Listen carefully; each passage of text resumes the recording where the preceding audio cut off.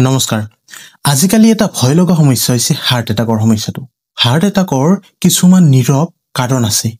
জানো আহকচোন প্ৰথম কাৰণটো হৈছে উচ্চ ৰক্তচাপ অৰ্থাৎ হাই ব্লাড প্ৰেছাৰ দ্বিতীয় কাৰণটো হৈছে এলডিএল অৰ্থাৎ বেয়া কোলেষ্ট্ৰল বৃদ্ধি পোৱাটো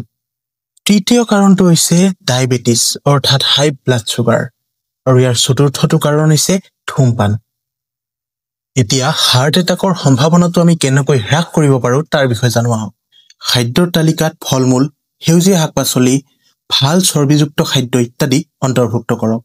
দৈনিক 30 মিনিটমান সময় খোজ কাঢ়ক নাইবা যোগাসন যেনে কপালভাতি প্ৰাণায়াম ইত্যাদি আৰম্ভ কৰক যদি আপোনাৰ ধূমপান কৰাৰ বেয়া অভ্যাসটো আছে তেনেহলে ইয়াক আজিয়েই ত্যাগ কৰক পৰিয়ালৰ কোনো লোকৰ যদি হাৰ্টৰ প্ৰব্লেম আছে বা আছিল তেনেহলে সময়ে নিয়মীয়াকৈ পৰীক্ষা কৰাটো অতি জৰুৰী আশা কৰো ইনফৰমেশনখিনি ভাল লাগিল ধন্যবাদ